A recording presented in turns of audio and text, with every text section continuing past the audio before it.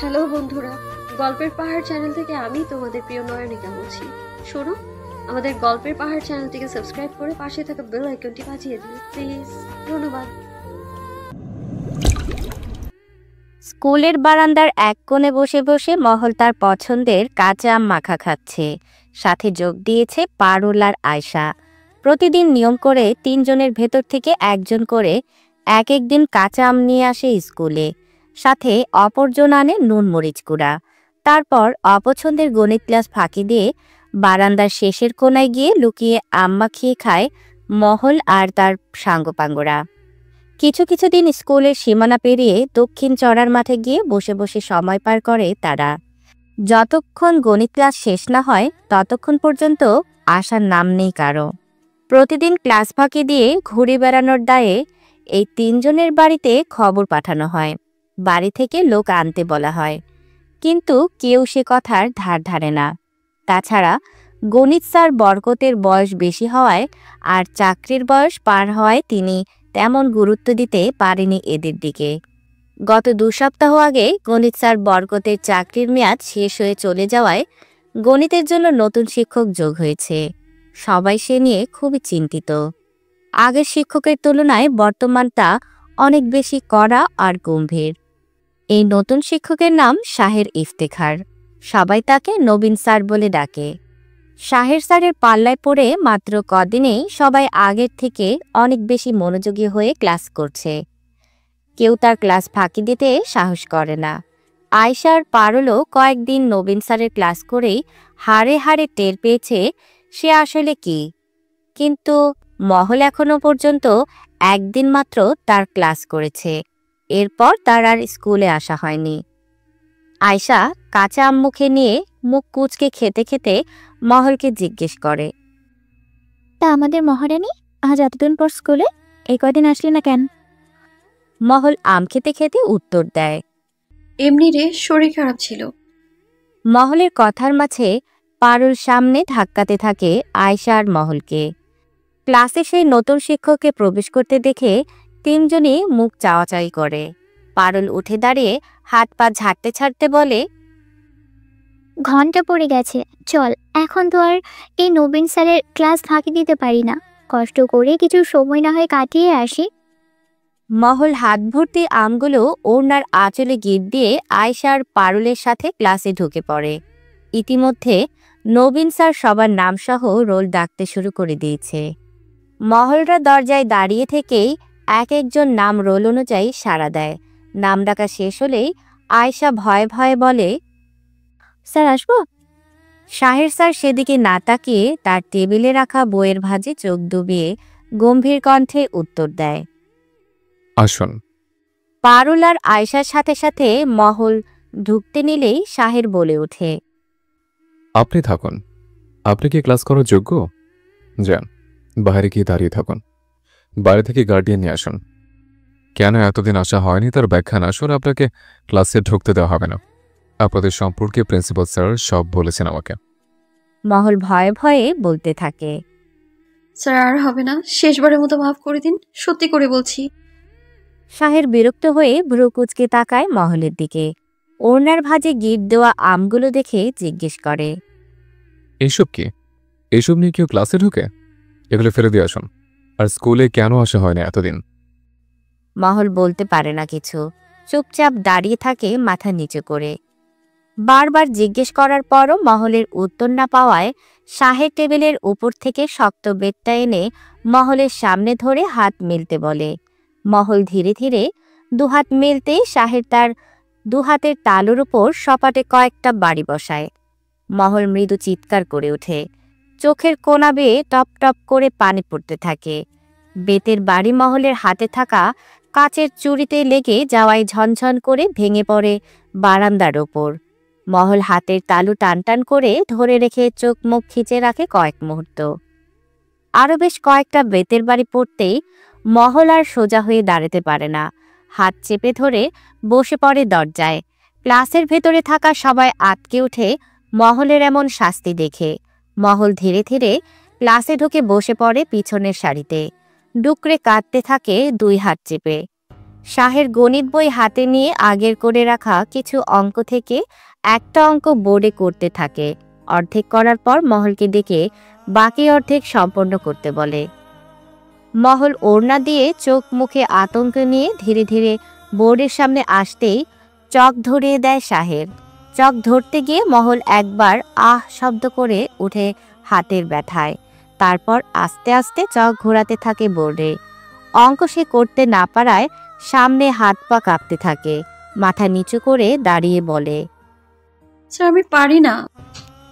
শাহের কঠিন মুখে বলে, এই অঙ্কগুলো তো আগের স্যার করিয়েছেন। তাহলে পড়াশোনা এত অপছন্দ হলে স্কুলের না আসাই ভালো। বাবা মাকে বলবেন বিয়ে দিয়ে দিতে। কাল আপনার বাবাকে স্কুলে আসতে বলবেন। মহল মাথা নিচু করে বলে, স্যার আমার বাবা নেই। তাহলে আপনার মাকে আসতে বলবেন। মা নেই স্যার, বাবা মা মারা গেছেন। আমি মামা মামির কাছে থাকি, তাদের আসতে বললে আসবে না তারা। শাহের আর কিছু বলে না। বইয়ের পৃষ্ঠা উল্টাতে উল্টাতে আস্তে করে বলে, ঠিক আছে, যান, আর যেন কোনো ভুল না পায়। জি স্যার। শাহের স্যারের ক্লাস চলাকালীন এক লোক এসে বাইরে দরজায় দাঁড়িয়ে জিজ্ঞেস করেন, আপনি কি খান শাহের ইফতেখার? শাহের জবাব দেয়, জি, কি দরকার বলুন। আপনার জন্য বাইরে একজন দাঁড়িয়ে অপেক্ষা করছেন। শাহের বাইরে বের হয়ে দাঁড়িয়ে থাকা ভদ্রলোককে দেখেই থেমে যায়। পেছন থেকে ডাক পড়ে, শাহের, দাঁড়াও, কথা আছে। আমার কোনো কথা নেই আপনার সাথে, চলে যান এখান থেকে। কেন এসছেন আপনি? শেষ পর্যন্ত স্কুলের এই সামান্য চাকরি করতে এসেছো? শুনেছি এই গ্রামে একটা ভাঙ্গাচোরা বাড়িতে ভাড়াও থাকছো আবার। ঠিকই শুনেছেন। তুমি কি আমাদের মান সম্মান ডুবিয়ে দিতে চাইছো? জমিদার বংশের রক্ত বইছে তোমার শরীরে। জমিদার শাহজাহান খানের একমাত্র পুত্র তুমি। তোমাকে নিয়ে আমি গর্ব করতাম, আর আজ তুমি আমার সম্মান নিয়ে চিনিমিনি খেলছো। শাহজাহান চোখ মুখ লাল করে কঠিন মুখে বলে, তোমার আম্মা তোমার আশায় বসে আছেন। আমার সাথে ফিরে চলো শহরে। জেদ করো না। এভাবে রাগ দেখিয়ে কতদিন বাইরে থাকবে? যতদিন আপনাদের রং তামাশা শেষ না হয় ততদিন। বলে শাহের গটগট পায়ে চলে যায় নিজের ক্লাসে। শাহজাহান লাল চোখে তাকিয়ে থাকে শাহের চলে যাওয়ার দিকে। স্কুল ছুটির শেষে মহল আর পারুল একসাথে বাড়ি ফিরছে। হাতের ব্যথায় মহল এখনো নিঃশব্দে কেঁদে কেঁদে চোখের পানি মুছছে। বই খাতা ঠিকমতো ধরে রাখতে পারছে না। ফর্সা হাত দুটো টকটকে লাল বর্ণ ধারণ করেছে মহলের, সাথে হাত দুটো ফুলে উঠেছে। কিছু জায়গায় ছিঁড়ে গেছে হাতের চামড়া, রক্ত জমাট বেঁধে আছে সেখানে। পারুল মহলের দিকে তাকিয়ে বলে, স্যারকে বললেই পারতি সত্যি কথা, তাহলেই তো এভাবে শাস্তি পেতি না। কি বলবো স্যারকে? মামা মামি পড়তে দিতে চায় না, সারাদিন বাড়িতে কাজ করায়, এটা কি বলা যায়? পারুল চুপ করে থাকে। মহলের কথার উত্তর তার জানা নেই। মেয়েটার জন্য তার খারাপ লাগে। মহল পারুলদের সবার থেকে সুন্দরী মেয়ে হিসেবে পরিচিত, কিন্তু ভাগ্যের দিক দিয়ে সবার থেকে খারাপ হলো মহলের। মা বাবা মরা মেয়ে মহল। মামা মামির কাছে লাঠিঝাঁটা খেয়ে পড়ে আছে এই গায়ে। মামা রহমান ভালোবাসলেও মামি দু চোখে দেখতে পারে না। মামার কারণে কষ্ট করে পড়াশোনা করার সুযোগ পাচ্ছে মহল। মহলের মামাতো দু বোন দিনা আর রাত্রি বয়সে মহলের থেকে 2-3 বছরের বড়। তাদের মাঝে দিনার সাথে মহলের বেশ ভালো সম্পর্ক, কিন্তু রাত্রিও মায়ের সাথে মহলকে সব সময় ধূরছাই করে রাখে।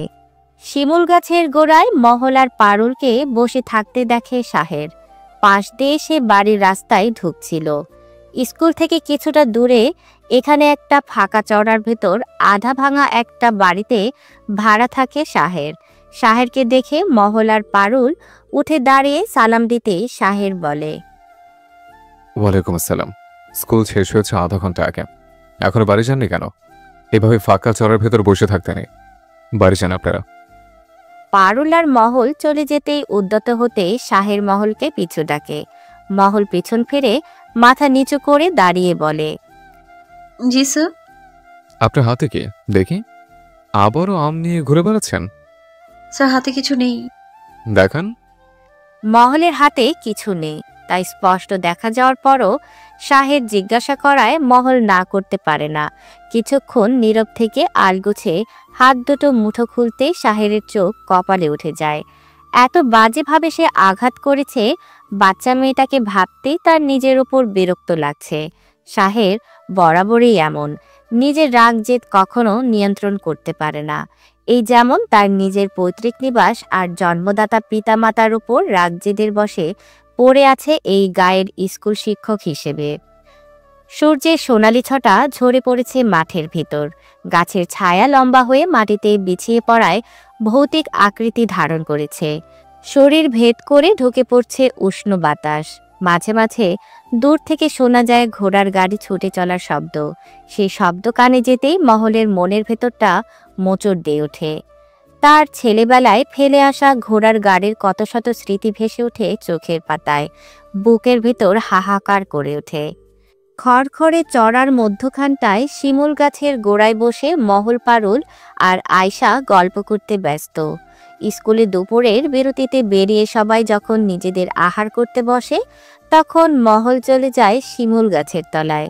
দুপুরে তার খাওয়ার জন্য বাড়ি থেকে আলাদা কিছু বরাদ্দ না থাকায় সে একা একা এখানে বসে বসে থাকে। আজও এসেছে। পারুল আয়শা খোঁজ করতে এসে মহলের সাথে বসে পড়ে, গল্প করতে থাকে। মহলের শরীর আজ ভালো নেই। কাল রাতে জ্বর হয়েছিল, কিন্তু শাহের স্যারের ভয়ে আজ জ্বর নিয়েই স্কুলে এসেছে। মহল আজও অঙ্ক করতে পারেনি, কিন্তু শাহের স্যার আজ কিছু বলেনি মহলকে। তার চোখ মুখ দিয়েই শাহের বুঝতে পেরেছে সে ভীষণ অসুস্থ, তাই আজ ছাড় দিয়েছে। শরীর খারাপ বলে মহলকে ছুটি নিয়ে চলে যেতে বলে পারুল, কিন্তু মহলের বলার সাহস নেই শাহেরকে। বর্তমানে মহলদের স্কুলে একমাত্র যোগ্য স্যার হিসেবে শাহেরকে চেনে সবাই। অল্প কিছুদিনের মধ্যে শাহের স্কুলের অন্য শিক্ষকদের পছন্দের তালিকায় উঠে গেছে। অন্যরা যা পারত না শাহের তা পারে। তার চোখের চাহনিতেই যেন পুরো স্কুল শীতল হয়ে যায়। তাই প্রিন্সিপালও শাহেরকে সকল দায়িত্ব ভাগ করে দিয়েছেন। শাহের তার বাড়ির পথে ঢুকতে আজও দেখতে পায় মহলদের। দুপুরের খাবার সে বাড়িতে গিয়ে খায়, একা একা নিজেই রান্না করে। এই বাড়িতে একা থাকে শাহের। বাড়ির মালিক এই গ্রামের মাতব্বর। চড়ার মাঝে মাতব্বরের আধ ভাঙা একটা বাড়ি ফাঁকা পড়ে থাকায় শাহের তা ভাড়া নিয়ে থাকে। শাহেরকে দেখে তিনজনেই উঠে দাঁড়িয়ে গতদিনের মতো সালাম দিয়ে বলে, স্যার, অনুমতি দিলে একটা কথা বলতে চাই। শাহের দাঁড়িয়ে জিজ্ঞেস করে, বলুন। স্যার, মহলের শরীর ভালো নেই। কাল স্কুল থেকে ফেরার পর থেকেই জ্বর। যদি আজ ওকে ছুটি দিতেন। পারুল ভয়ে ভয়ে বলে। মহল ভয়ে পারুলের সাথে শীতকে থাকে। শাহেরের দিকে আর চোখে তাকাতেই তার সাথে চোখে চোখ পড়ে যায় মহলের। শাহের আগে থেকেই আগুন চোখে তাকিয়েছিল মহলের দিকে। শাহেরের কোনো জবাব না পেয়ে পারুল আর মহল ভাবে হয়তো ছুটি দেওয়া হবে না, তাই সালাম দিয়ে ওরা চলে যেতে পথ ধরলেই শাহের বলে ওঠে, ছুটি যার দরকার সে বলতে পারে না? তার কি মুখ নেই নাকি ক্লাসের ছেলেদের সাথে হাসাহাসি করে মুখ ব্যথা করে ফেলেছে? মহল মাথা নিচু করে নিচু স্বরে বলতে থাকে, স্যার আর হবে না, মাফ করে দিন।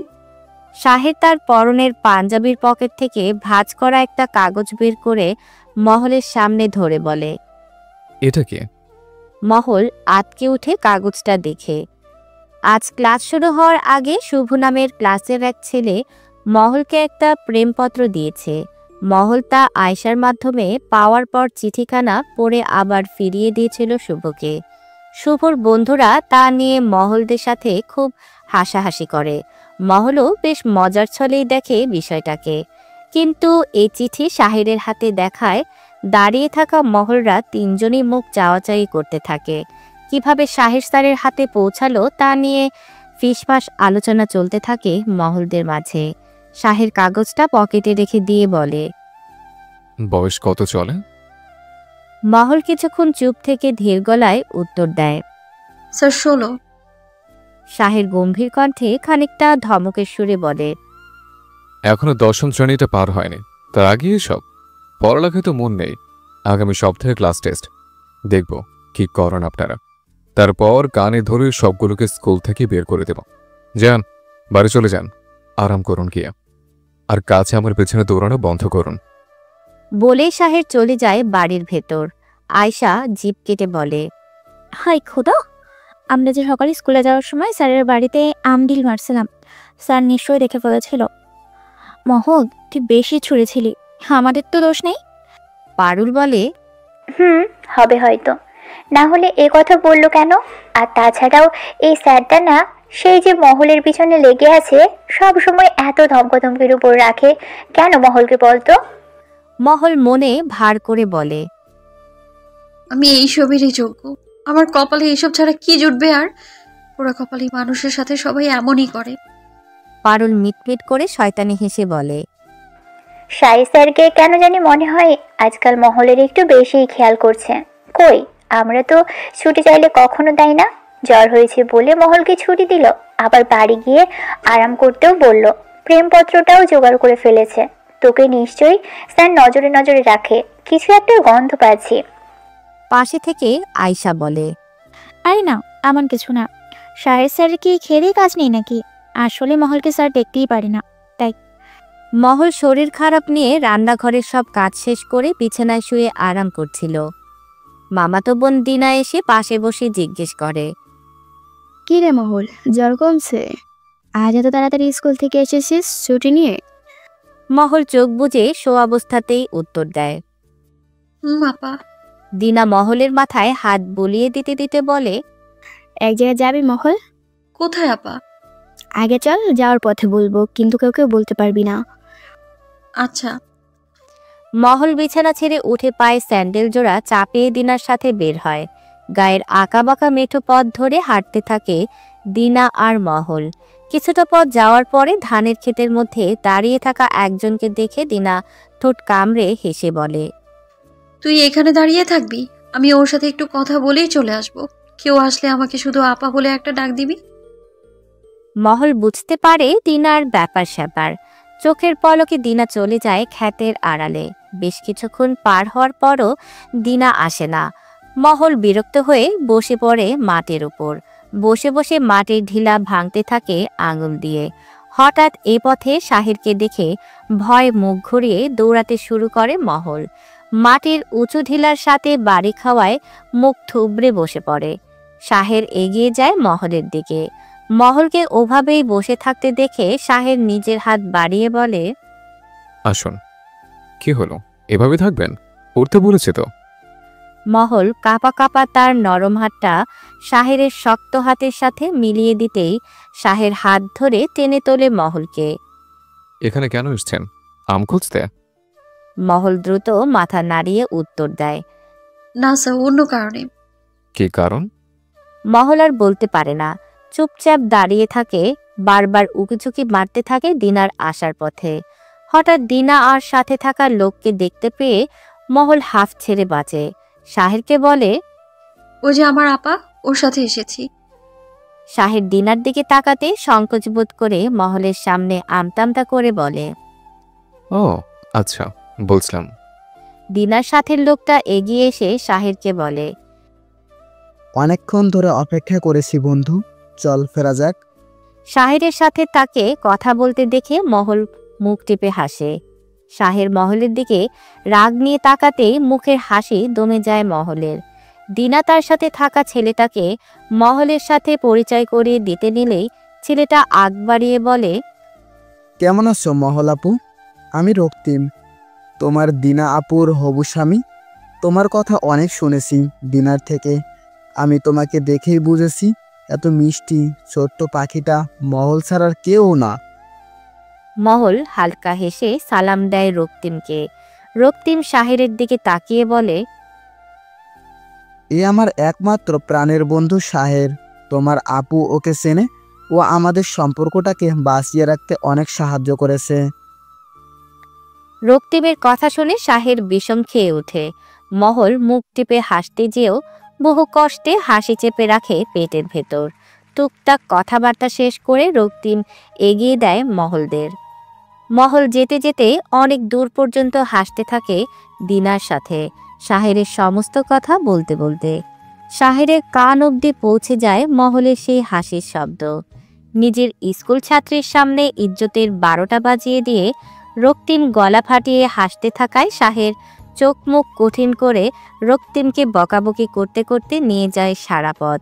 রক্তিম পেটে হাত চেপে হাসতে হাসতে বলে, তুই কি রে, এই পুস্কি একটা মেয়ের জন্য এত সংকোচ করছিস? ও কি বোঝে এসবের?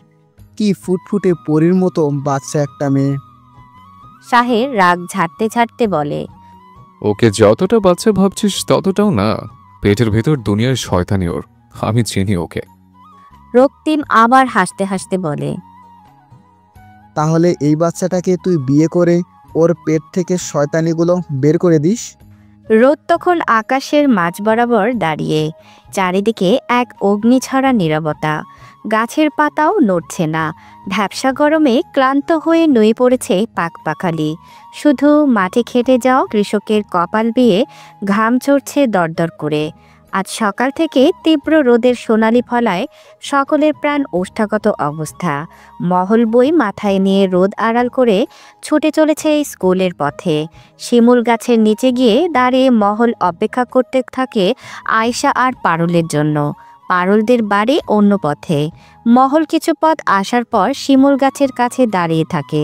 তারপর ওরা আসলে তিনজনে একত্রে স্কুলে যায়। আজ আয়শাদের আসতে দেরি দেখে মহল একা একা হাঁটতে থাকে আশেপাশে। শাহের স্যারের বাড়িটা শিমুল গাছের থেকে সামান্য দূরে। একটুখানি এগিয়ে গেলেই শাহেরের ঘরের জানালা স্পষ্ট দেখা যায়। আধভাঙা ঘরের দরজাটার মতো কাঠের জানালা, শুধুই দুটো কপাট লাগানো আছে জানালায়। জানালার কপাট দুটো খুলে রাখলে পুরো একটা মানুষ আসা যাওয়া করা যাবে এমন। সবসময় পর্দা দিয়েই ঢেকে রাখতে হয়। মহল কোনো উদ্দেশ্য ছাড়াই আপন মনে এগিয়ে যায় সেই জানালার দিকে। জানালার পর্দা সরিয়ে দিয়ে চুপি চুপি শাহেরের ঘরের ভেতর উকি দিয়ে দেখতেই শাহের দেখে ফেলে মহলকে। শাহের মাত্রই স্কুলে যাওয়ার জন্য তৈরি হচ্ছিল। গায়ে তার জামা নেই, এক হাতে জামাটা ধরে আছে মাত্রই পরবে বলে। তখনই মহল উকি মেরে দেখে বসে। শাহেরকে দেখে মহল দৌড়ে চলে যেতেই শাহের জানালার ভেতর দিয়ে খপ করে মহলের এক হাত ধরে ফেলে। মহল আর চোখ তুলে তাকানোর সাহস করে না। বারবার হাত ছাড়াতে চেষ্টা করতে থাকে। অনুরোধের সুরে বলে, স্যার মাফ করে দিন, ভুল হয়ে গেছে, ছেড়ে দিন, আর আসবো না কখনো, সত্যি বলছি স্যার। শাহের হাত ছাড়ে না। মহলের ফর্সা নরম হাতটা আরও খানিকটা চেপে ধরে নিজের শক্ত পুরুষালী হাত দিয়ে মহল আবার বলে, স্যার ভুল হয়ে গেছে, মাফ করে দিন। শাহের হাত চেপে রেখেই বলে, আমি এত বারবার মাফ করতে পারি না। ভুল করলে ভুলের শাস্তি আমি দিয়ে তবেই ছাড়ি। গোপনে তুমি আমার জানলে ওকে দিয়ে অনেক বড় ভুল করে ফেলেছ, তাই এখন শাস্তিটাও বড় হবে। সত্যি বলছি স্যার, জীবনেও আর এমন ভুল হবে না, আমি সত্যি বলছি, দয়া করুন। শাহের হাতটা ছেড়ে দেয় মহলের। অল্প কিছু সময় মহলের হাতটায় শাহেরের হাতের আঙুলের ছাপ স্পষ্ট বসে যায়। লাল হয়ে রক্ত জমে যায় হাতে। শাহের গায়ে জামা জড়াতে জড়াতে বলে, আজ ক্লাস টেস্ট মাথায় আছে? ফেল করলে কান ধরে বের করে দেবো ক্লাস থেকে। তাড়াতাড়ি স্কুলে যান। আর শুনুন, এসব ফিনফিনে পাতলা ওড়না জড়িয়ে আর বের হবেন না, দেখতে বাজে লাগে। ভালো কিছু পরবেন, পারলে শাড়ি পরবেন, এখন বড় হয়ে গেছেন আপনি। মহল খেয়াল করে একটু আগে শাহের তার সাথে তুমি করে কথা বলছিল, মাত্রই আবার আপনি করে বলছে। মহল চলে আসতেই পারুল আর আয়শা এসে পড়ে। তারপর একসাথে তিনজন হাঁটা ধরে স্কুলের দিকে। জমিদার বেগম রোকসানা রসাই ঘরে দাসীদের কড়া কড়া ভাষায় গালাগালি করছেন। আজকাল কোনো খাবার তারা ঠিকভাবে তৈরি করতে পারছে না। খাওয়ায় রুচি হয় না রোকসানার। যাই খায় বিষাদ লাগে তার মুখে। দাসীদের মাঝে থেকে একজন ফিসফিস করে বলে, মুখে রুচি আসবো কেমনে? অন্তরে নাই শান্তি, খাবার কি আর মুখে ধরে? রোকসানা যেন শুনতে পেয়েও শোনে না। থমথমে মুখ করে বেরিয়ে যায় রসাই ঘর ছেড়ে। দোতলা ঝুলঘরের সামনে দেখা হয়ে যায় রমিলার সাথে। রমিলা পান চিবোতে চিবোতে ঠোঁট জিভ লাল করে ফেলেছে। পরনে লাল পেরে সাদা রেশমের শাড়ি, কপালে লাল টিপ, হাতে মোটা মোটা নতুন দুটো বালা পরে নেড়ে চেড়ে দেখছে রমিলা। রোকসানার সাথে দেখা হওয়ায় রমিলা পানের পেক দূরে ফেলে বলে, কি গো বড় রানী, আজকাল মন মেজাজ দেখছি বিগড়ে যাচ্ছে আপনার। আজ আবার কি নিয়ে দাসীদের উপর এত চড়াও হলেন এত? রোকসানা বিরক্ত হয়ে মুখ ফিরিয়ে নেয় রমিলার থেকে। অন্যদিকে মুখ ঘুরিয়ে বলে, সব কিছুর কৈফিয়ত কি তোমার মতো নর্তকীকে দিতে হবে? বালাচোরা নতুন দেখছি, আজ আবার কোন জমিদার উপহার দিল? রমিলা ঠোঁট প্রসারিত করে হাসতে হাসতে বলে, ভয় পাবেন না, বড়বাবু দেয়নি, ছোটজন দিয়েছে, শাহজামান বাবু। রোকসানা ঘৃণা ভরা চোখে মুখ ঘুরিয়ে চলে যায় রমিলার সামনে থেকে। নিজের কক্ষে গিয়ে বিছানায় শুয়ে চোখের পানি ফেলতে থাকে। শাহজামানের বউ ছোট বেগম রোকসানার কক্ষে প্রবেশ করে রোকসানাকে কাঁদতে দেখে বলে, ভাবিজান, আপনার মন কি খুব খারাপ? মেহমানশালায় কারা যেন এসেছে, শাহেরের খোঁজ করছে। রোকসানা উঠে চোখ মুখ স্বাভাবিক করে মেহমানশালায় এগোতে থাকে। দুটো ছেলে আর একটা সুন্দরী মেয়েকে দেখে জিজ্ঞেস করে, আপনারা কারা? মেয়েটা সালাম জানিয়ে বলে, আমরা শাহেরের বন্ধু।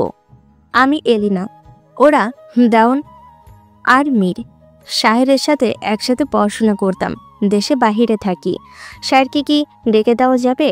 রোকসানা বলে, শাহের কিছুদিনের জন্য বেড়াতে গেছে, আপনারা থাকুন, শাহেরকে খবর দেওয়া হবে।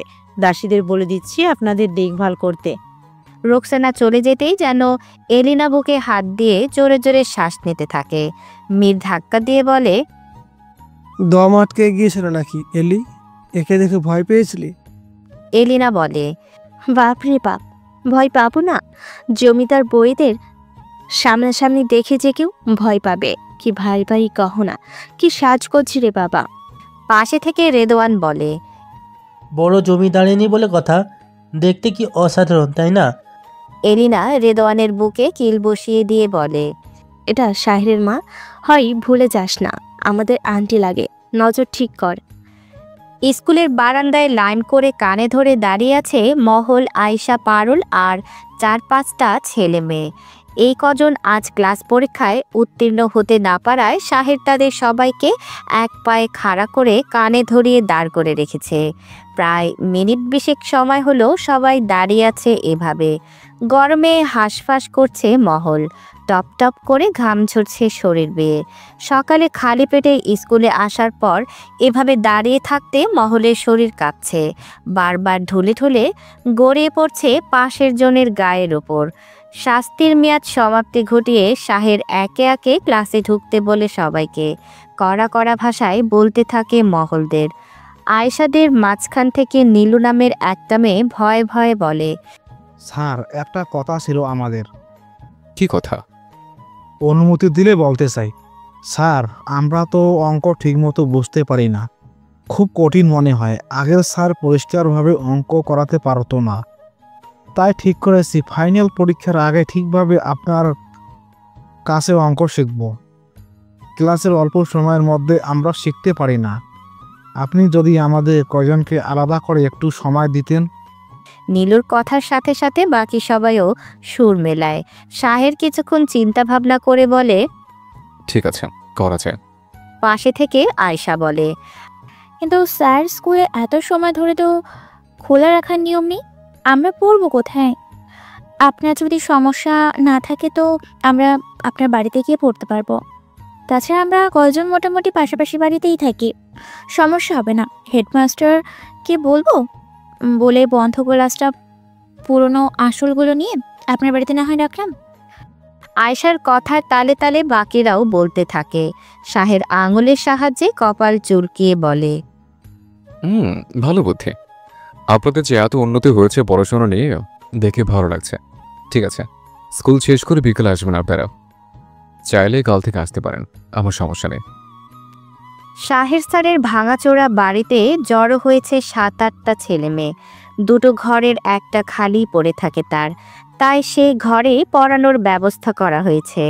অন্যটা শাহেরের শোবার ঘর। বারান্দা পেরিয়ে ঝুরঝুরে টিনের চালের একটা রান্নাঘর রয়েছে, যেখানে শাহের নিজেই যা পারে তাই রান্নাবান্না করে কোনো রকমে দিন পার করে।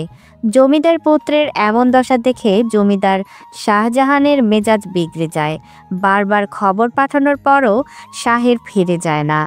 বিদেশ থেকে শাহেরের কিছু বন্ধুবান্ধব আসার খবর পেয়েও শাহের যেতে নারাজ। উল্টো সে এলিনাদের গ্রামের তার থাকার ঠিকানা দিয়ে দিয়েছে তাদের আসার জন্য। এলিনারা আগে থেকেই টুকটাক জানতো শাহেরের সম্পর্কে।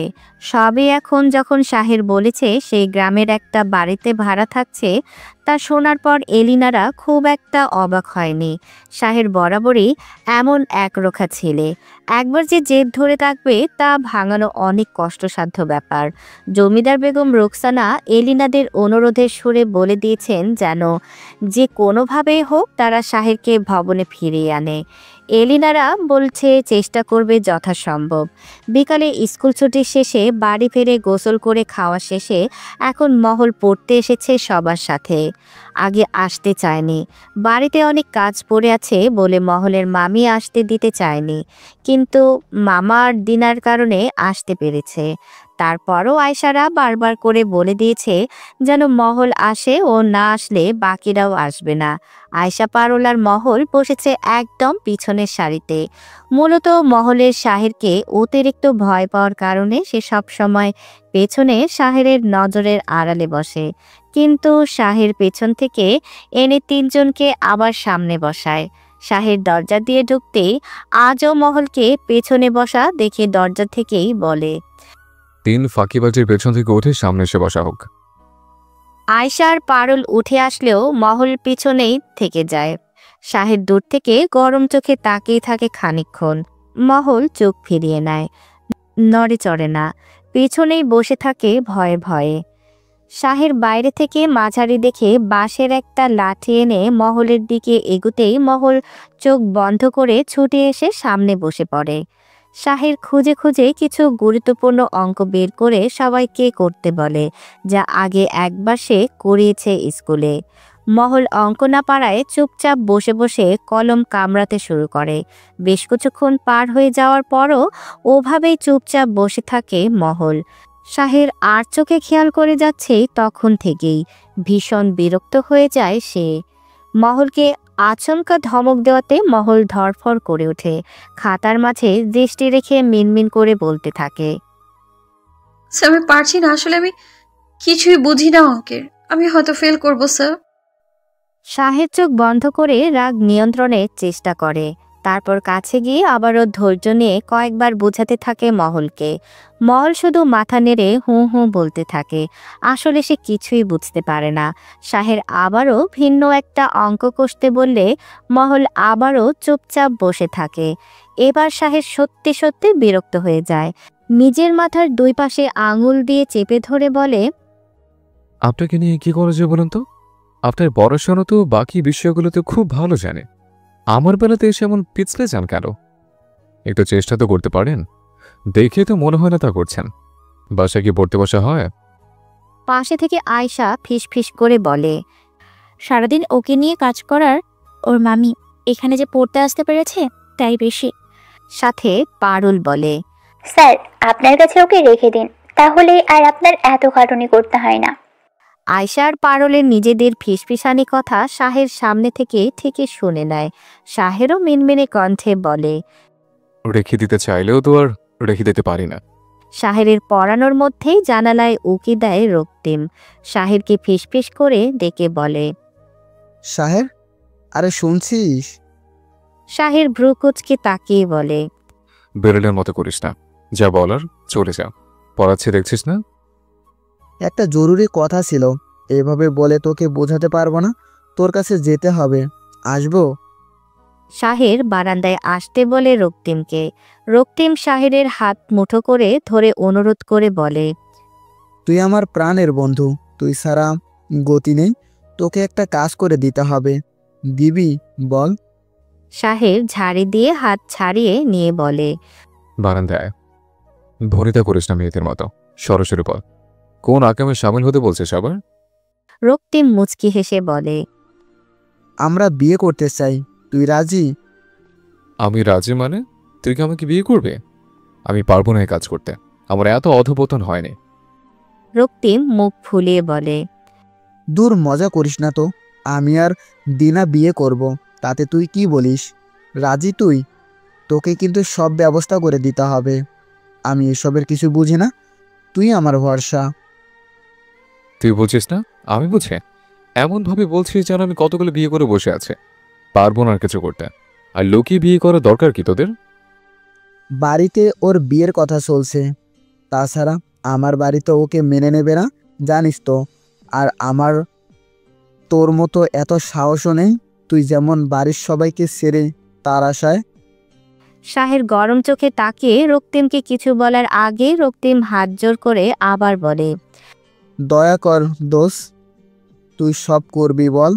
তুই পাশে না থাকলে আমি কিছুই করতে পারবো না। শাহের হাসতে হাসতে বলে, বিয়ের রাতে যেন এই কথাটা ভুলে যাস না। দেখব তুই আমাকে ছাড়ার কি কি না পারিস। গ্রামের রাস্তা ধরে গরুর গাড়ি করে এলিনা, মীর আর রেদোয়ান আসছে। স্যাঁতস্যাঁতে কাঁচা রাস্তার জায়গায় জায়গায় গর্ত, গাড়ি নড়বড় হয়ে চলতে থাকায় এলিনা বিরক্ত হয়ে যায়। মীর বেশ উপভোগ করতে থাকে গ্রামীণ পথঘাট, আর রেদোয়ান পড়ে পড়ে ঘুমোচ্ছে। জমিদার ভবন ছেড়ে শাহের এমন একটা জায়গায় এসে থাকায় এলিনার নিজের কাছেই অসহ্য লাগছে। বারবার নাক ছিটকাচ্ছে এলিনা। বাড়ির কাছাকাছি থামতে তিনজন হাঁ হয়ে মুখ চাওয়াচাই করে। পুরো একটা ফাঁকা বিশাল মাঠের মতো জায়গায় একটা মাত্র ভাঙাচোরা বাড়ি, যেখানে কিনা শাহের থাকে। আশেপাশে ক্ষেত খোলা, গাছপালা আর গরু মহিষ ছাড়া কোনো মানুষই নেই। এলিনারা এগিয়ে যায় শাহেরের বাড়িটার দিকে। ভেতরে প্রবেশ করতে শাহেরের দেখা পাওয়ায় মীর, রেদোয়ান, এলিনা সবাই মিলে শাহেরকে জড়িয়ে ধরে খুশিতে। শাহের খানিকক্ষণ বিব্রত হয়ে যায় মহলদের সকলের সামনে। এলিনাদের অন্য ঘরে নিয়ে বসিয়ে দেয় শাহের। মহলদের ছুটি দিতেই মীর পড়ানোর ঘরে ঢুকে পড়ে, সকলের সাথে পরিচিত হতে চায়। শাহের বলে, অন্য একদিন, আজ ওদের সময় নেই, বাড়ি যেতে সবার সন্ধ্যা পার হয়ে যাবে। কিন্তু মীর মহলের পাশে গিয়ে বলে, ওয়াও, বিউটিফুল লেডি, কি নাম তোমার? শাহের মীরকে হাত ধরে টেনে এনে বলে, ওর নাম জানার দরকার নেই তোর, চল তোদের গ্রামটা ঘুরে দেখাই। এসেছি যখন থাকবো, ঘুরবো, কিন্তু তার আগে বল এই ছোট্ট পাখিটার নাম কি? আমার খুব পছন্দ হয়েছে। চল না ওর বাড়ি অবধি গিয়ে এগিয়ে দিয়ে আসি, তাতে ঘোরা হয়ে যাবে। শাহের মহলের দিকে তাকিয়ে বলে, বাড়িতে যাও, সন্ধে হয়ে গেছে। মহল আচ্ছা বলে বাকিদের সাথে বেরিয়ে যায়। মীর আর কিছু বলে না, শাহেরের সাথে পাশের ঘরে গিয়ে সবাই মিলে গল্প করতে বসে। নিজের জমিদারি কারবার ফেলে এখানে পড়ে আছিস কেন শাহের? এভাবে কতদিন থাকবি, ফিরবি না? এলিনার কথার সাথে সাথে মীর, রেদওয়ানও বলে, হ্যাঁ, এভাবে কতদিন থাকবি? ফিরে চল। এটা তোকে মানায় না স্যার, আন্টি খুব করে বলে দিয়েছেন তোকে ফিরিয়ে নিয়ে যেতে। আমাদের সাথে চল না। শাহের উঠে দাঁড়াতে দাঁড়াতে বলে, যাব, সময় হোক। আগে জমিদার শাহজাহানকে একটা ধাক্কা খাইয়ে তারপর যাব। জমিদার ভবনে আসর ঘরে আজ আসর বসেছে। নিত্যদিনের মতো আজ নয়, আজ আলাদা ভিন্ন ধরনের সাজে সজ্জিত হয়েছে আসর ঘর। আজ অনেকদিন পর আসর ঘরে ঘুঙুরের পদধূলি পড়বে বলে জমিদার ভবনের সকল পুরুষেরা নিজেদের চমৎকারভাবে তুলে ধরতে নানান সাজসজ্জায় তৈরি হচ্ছে। আমন্ত্রিত অতিথিদের আপ্যায়নের জন্য রসাই ঘরে চলছে নানান পদের রান্নার ধুম। জমিদার শাহজাহানের বিশ্বস্ত বন্ধু জুলফিকার এসেছেন তার ছোট কন্যা শবনমকে সাথে নিয়ে। শবনম এই প্রথম এসেছে জমিদার ভবনে। এর অনেক বছর আগে একবার এসেছিল যখন তার বয়স ছিল 16। তাই তার জন্য বিশেষ ধরনের আয়োজন করা হয়েছে। সাথে উপহার হিসেবে রাখা হয়েছে কয়েক প্রকার মসলিন ও মখমলের পোশাক, সাথে রত্নখচিত কিছু অলংকার। শবনম জমিদার ভবনে প্রবেশ করতেই তাকে বিশেষ শরবত পান করিয়ে নির্ধারিত কক্ষে আনা হয়। দাসীরা একে একে এসে উপহার তুলে দেয় তার হাতে। ভোজসভায় ডাকা হলে আমন্ত্রিত সকলে সহ শবনম গিয়ে বসে পড়ে ভোজসভার আসনে।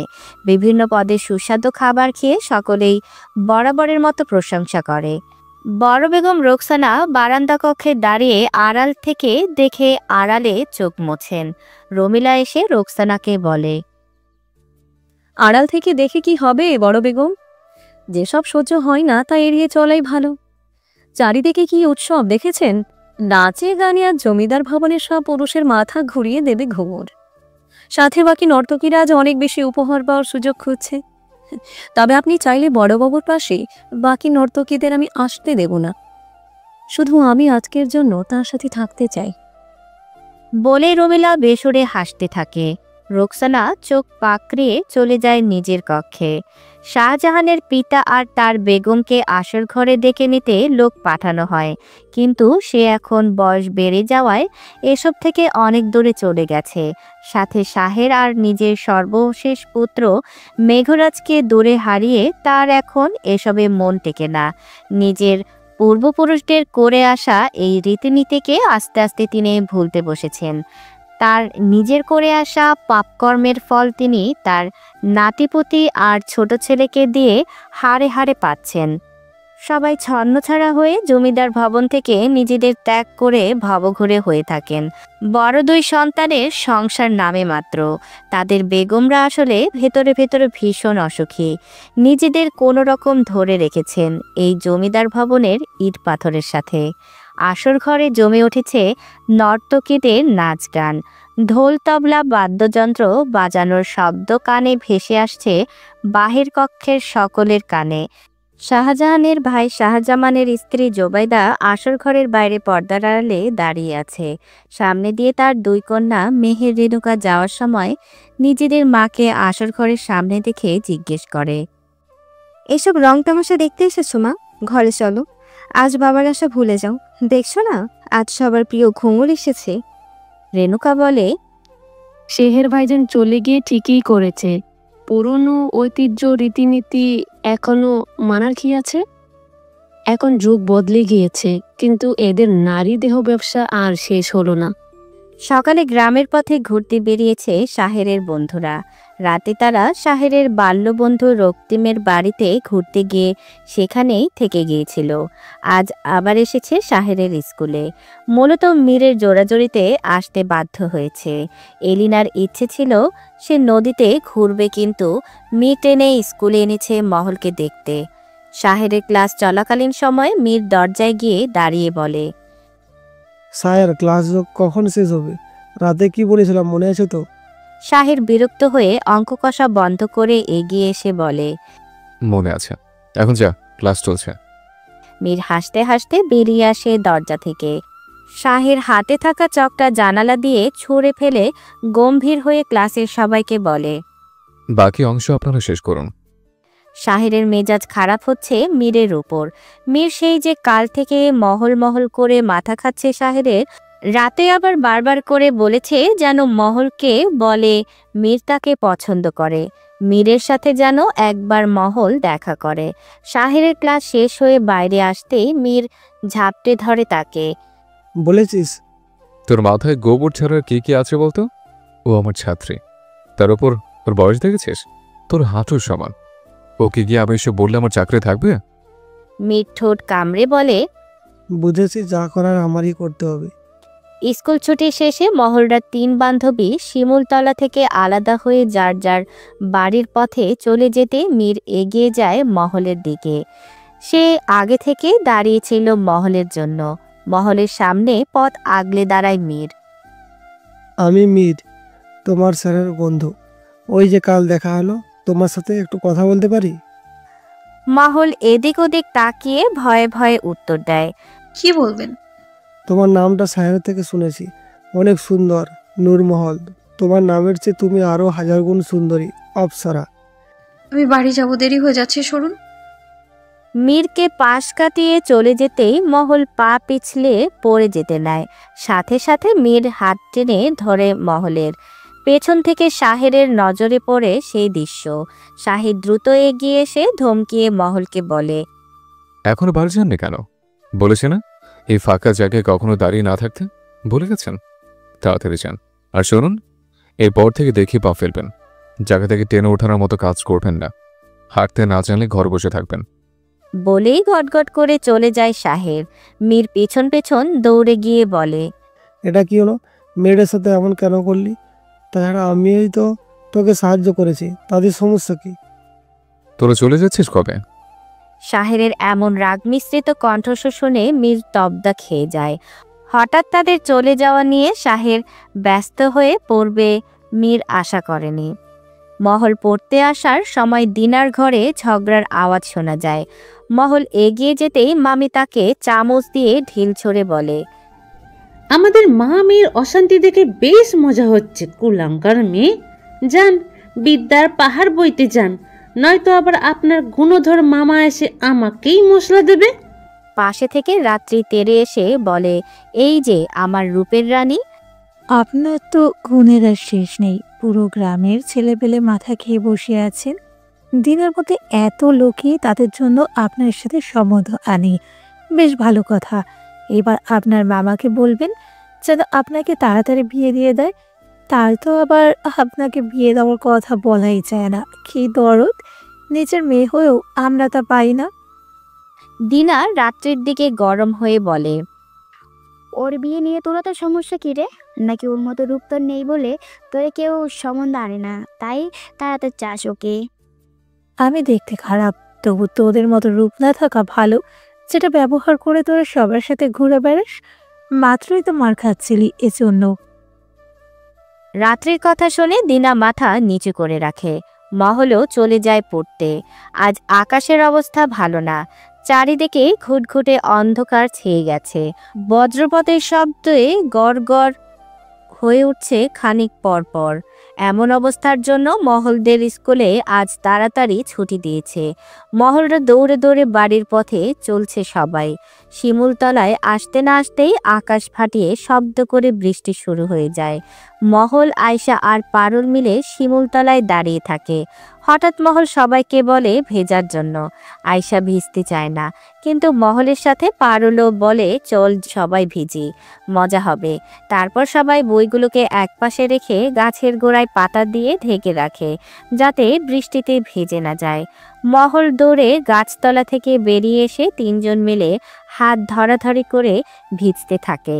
হঠাৎ মহলদের ক্লাসের সেই শুভ ছেলেটা যে মহলকে চিঠি দিয়েছিল তার সাথে মহলদের দেখা হয়ে যায়। শুভ আর তার বন্ধুরা ভিজতে ভিজতে মহলদের দিকে এগিয়ে আসছিল। মহলদের কাছাকাছি এসে শুভ বলে, চলো মহল, একসাথে ভিজি। পাশে থেকে পারুল উঠে, না, তোদের সাথে ভিজবো কেন রে? কেউ দেখলে কি ভাববে? তোরা চলে যা শুভ। শুভ মহলের দিকে এগিয়ে এসে বলে, মহল, একটা কথা ছিল তোর সাথে। মহল বলে, যা বলার কাল স্কুলে বলবি, এখানে না। আর আমাদের মাঝে এসে বিরক্ত করিস না, যা।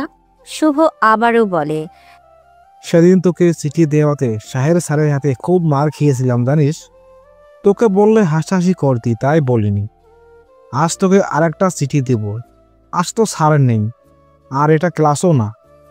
শাহের ঘরের জানালা বন্ধ করতে শিমুলতলা মহলদের ভিজতে দেখে, সাথে শুভ আর দুটো ছেলেকে দেখে তাদের সাথে ভিজতে। শাহের কিছুক্ষণ দাঁড়িয়ে দাঁড়িয়ে দেখার পর ছাতা নিয়ে বের হয়ে এগিয়ে যায় মহলদের দিকে। শাহেরকে এগিয়ে আসতে দেখে সবাই যার যার মতো দৌড়াদৌড়ি করতে থাকে। মহলকে একটা ধমক দিয়ে শাহের চোখ কটমট করে বলে, একটা কথা কতদিন বলতে হয় আপনাকে? খুব ভালো লাগে নিরিবিলি জায়গায় একা একা ঘুরতে? হ্যাঁ, হাত পা বেঁধে শিমল গাছের সাথে ঝুলিয়ে রাখবো, তখন ভালো লাগবে? দিন রাত থাকতে পারবেন এখানে। শাহের আয়শাদের দিকে তাকিয়ে জোরে একটা ধমক দিয়ে বলে, যান, বাড়ি যান। সবগুলো ফাসিল দিচ্ছে। আপনাদের বাড়িতে না গেলে আমার হবে না, বুঝেছে? আয়শারা তাড়াতাড়ি উঠে চলে যায় নিজেদের বই বের করে নিয়ে। মহল চলে যেতে নিলে শাহের বলে, দাঁড়ান, এতক্ষণ হলো ভিজে অবস্থা তো খারাপ করে ফেলেছেন। চোখ মুখের অবস্থা দেখিয়ে বোঝা যাচ্ছে বাড়ি গিয়ে জ্বর আসবে। এই ছাতাটা নিয়ে যান। মহল শীতে কাঁপতে কাঁপতে বলে, লাগবে না স্যার, যেতে পারবো। তাছাড়া আপনি যাবেন কি করে? শুকনো মানুষ ভিজে যাবেন তো। যা বলছি শুনুন, আমি ভিজলে আপনার মতো এত সহজে আমার জ্বর হবে না। ধরুন, এটা নিয়ে যান। যাওয়ার সময় ওড়না দিয়ে শরীরটা ভালোভাবে ঢেকে যাবেন। আর হ্যাঁ, ওই ছেলেগুলো আজ আবার কি বলছিল? কিছু না স্যার, এমনি এসেছিল। শাহের রাগ নিয়ে খানিকক্ষণ তাকিয়ে থাকে মহলের দিকে, তারপর বলে, মিথ্যা বলবেন না, আমি মিথ্যা সহ্য করতে পারি না। মাথা গরম হয়ে যায় আমার। সত্যি বলছি, আজ কিছু বলেনি।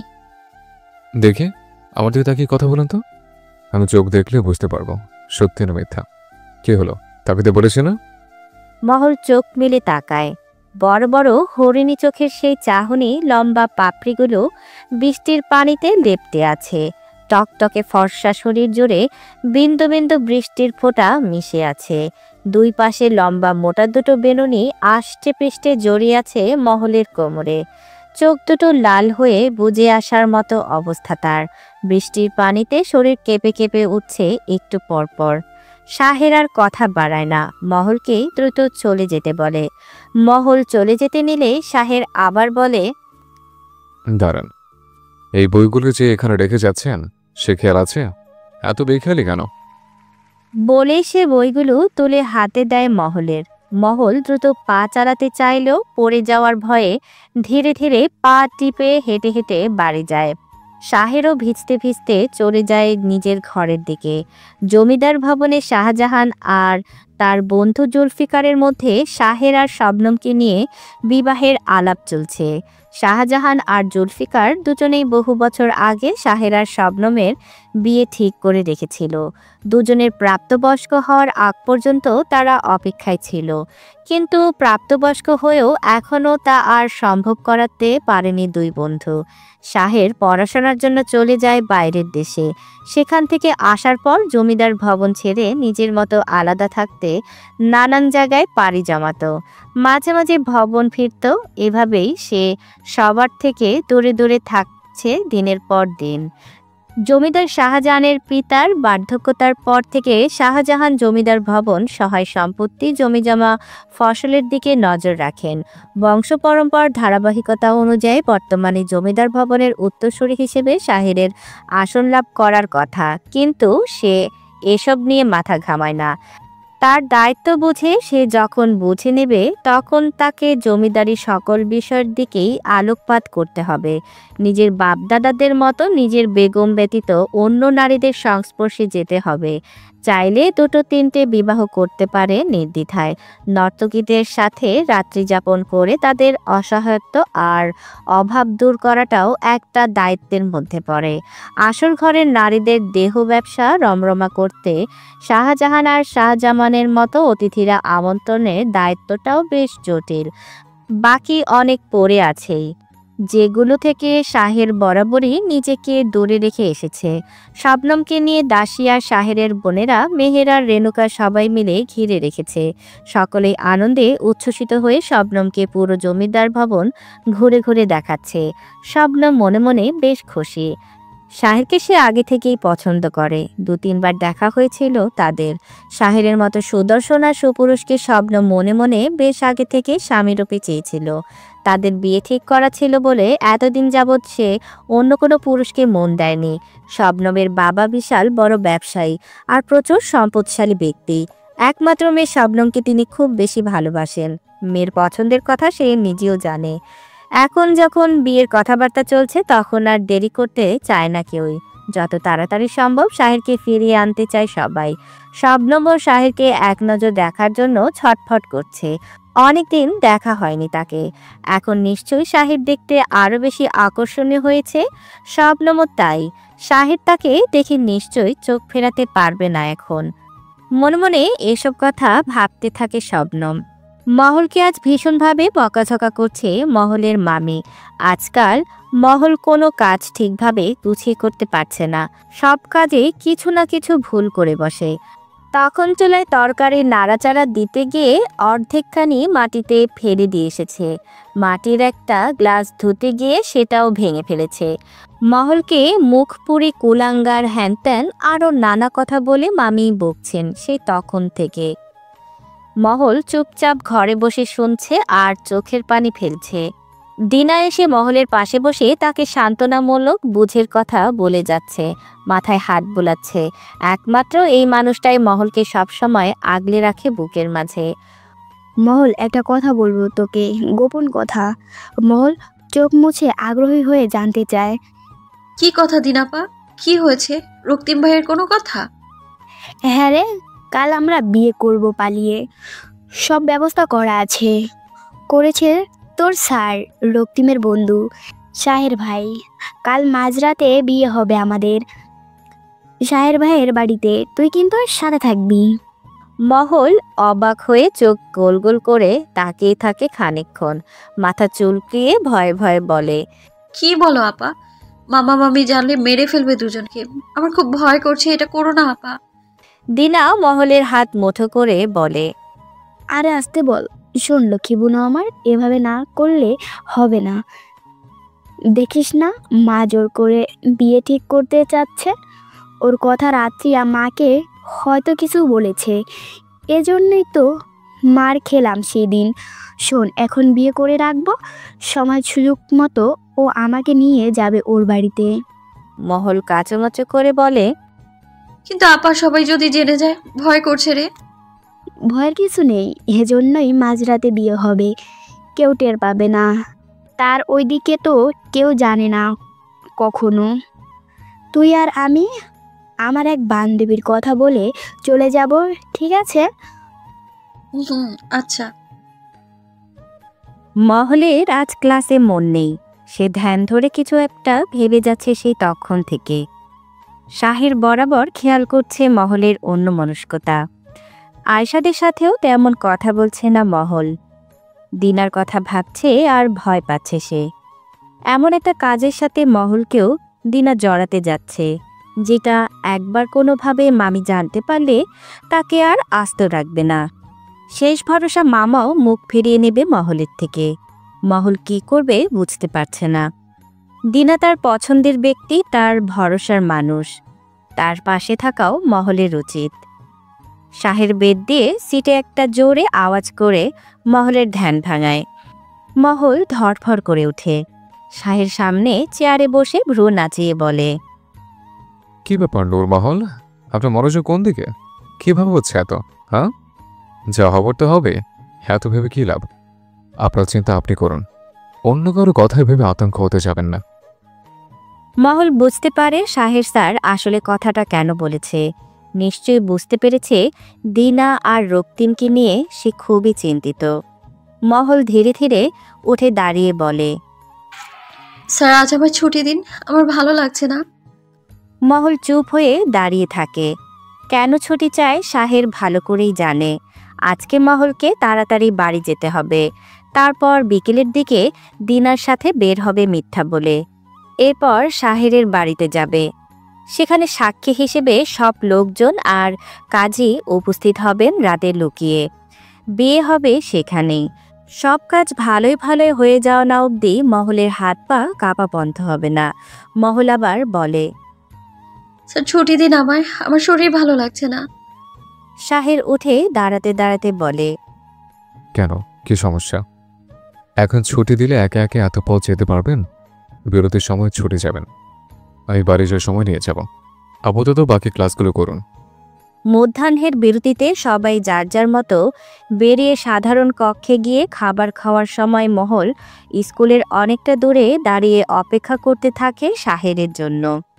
শাহের বের হয়ে মহলের দিকে না তাকিয়েই সামনে আগে আগে হাঁটতে থাকে। মহল চুপচাপ দাঁড়িয়ে থাকে সেখানেই, বুঝতে পারে না তার পেছন পেছন যাবে কিনা। শাহের পেছন ফিরে তাকিয়ে মহলকে সেখানেই দাঁড়িয়ে থাকা দেখে বলে, কি হলো, হাঁটতে পারছেন না নাকি করে করে নিয়ে যেতে হবে? মহল লজ্জা পেয়ে মাথা নিচু করে হাঁটতে থাকে। স্যার আমার খুব ভয় করছে। ভয় করলে আমার সাথে আসার প্রয়োজন নেই, একা একা যান। না মানে দিনাপার রক্তিম ভা। মহলের কথা শেষ করতে না দিয়ে শাহের ঘুরে মহলের দিকে চোখ রাঙিয়ে তাকিয়ে থাকে। পাশ দিয়ে হেঁটে চলে যায় একটা লোক। মহল ভয়ে চুপ হয়ে দাঁড়িয়ে থাকে। আপনাকে এসবে আনতে আগেই বারণ করেছিলাম রক্তিমকে। আপনার বোন তা শুনলেন না, সবখানে কি আর এসব দুধের খুকিকে সাথে রাখতে হয়? বোনটার মাথায় গোবর পোড়া, আর আপনার নিজের মাথায় তো খুঁজলে সেটাও পাওয়া যাবে না। শাহেরকে পাশ কাটিয়ে মহল চুপচাপ হেঁটে যায় আগে আগে। শাহের আবার ধমক দিয়ে দাঁড় করিয়ে দেয়।